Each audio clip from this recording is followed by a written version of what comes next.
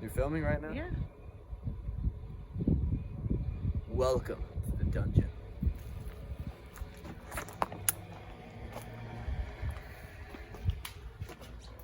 The dungeon. Why are we in the dungeon today?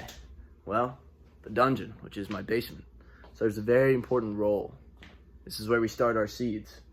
We got an order from Johnny's Seeds. We're gonna be planting some tomatoes, along with other things. So stay tuned.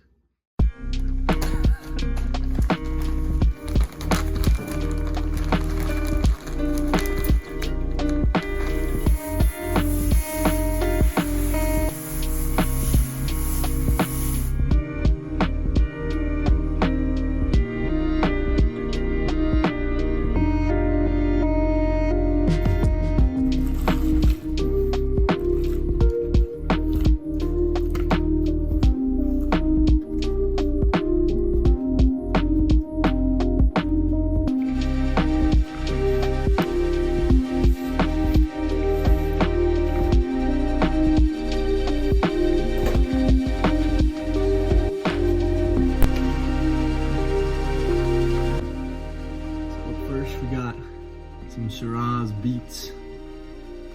I'll be planting them 3 seeds to a cell.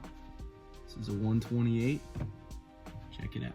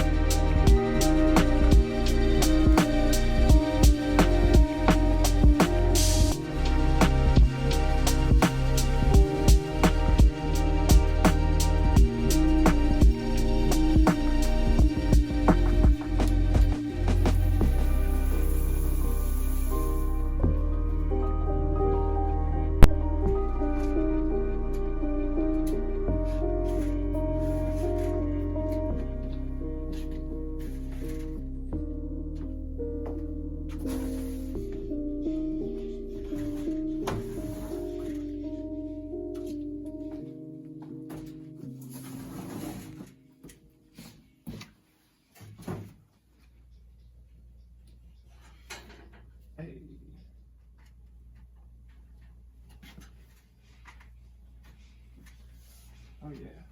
So what we've done here, we planted our seeds. It's now February something, 20 something. It's late in February. And in about 5 weeks, it'll be April. And when it's April, we can start planting stuff. It's not gonna be done being frozen, but it'll be warm enough to plant some things. So we got it going inside in the cold February. So it's going to be immune to all of the freezing that's going on outside. We've got some nice UV spectrum lights, so they'll be getting what they need. And by the time that it is warm enough, we won't just be starting from little seeds, we'll be starting from 2-inch tall plants. So we'll get a jump start on the season. So we're very much looking forward to that. We've got beets here. We've got chard, which is basically a beet, but you grow it for the leaf.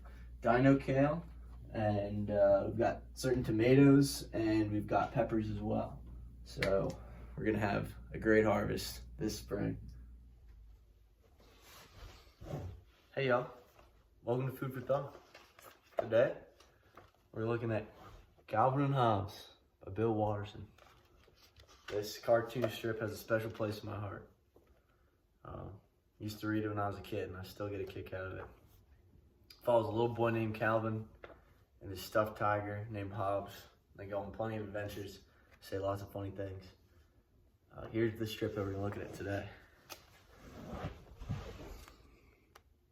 If you could wish for anything in the world, what would it be, says Clavin. A big sunny field to be in, says Hobbes. A stupid field? You've got that now. Think big, riches, power, pretend you could have anything. But Hobbes doesn't say anything, he just contentedly lies there, all happy. And Clavin says, actually, it's hard to argue with someone who looks so happy. And I just love that. I love it. Because Clavin has this idea that happiness comes from these things that we don't have, these riches, all the power in the world, something that's kind of unattainable. And he laughs at Hobbes for wanting something that he already has. But then at the end, he kind of has to agree with Hobbes because Hobbes looks happy. And I think Hobbes is showing us that there's some truth to what he's saying. That to want what you already have, that is true happiness. And I love that. Just being grateful for what we already have. That's how we have happiness. It's too easy to think of all the things that we could have, even good things. Like for me, I want some land of my own. But I'm grateful for what I do have already. And maybe I get some land eventually. Maybe I don't. But regardless of what I do get, whenever I do get it, I will be grateful for it. At least I'll try to be. And I think that right there is kind of a little secret into happiness, which I love. So chew on that, y'all. I love you. Have a good day.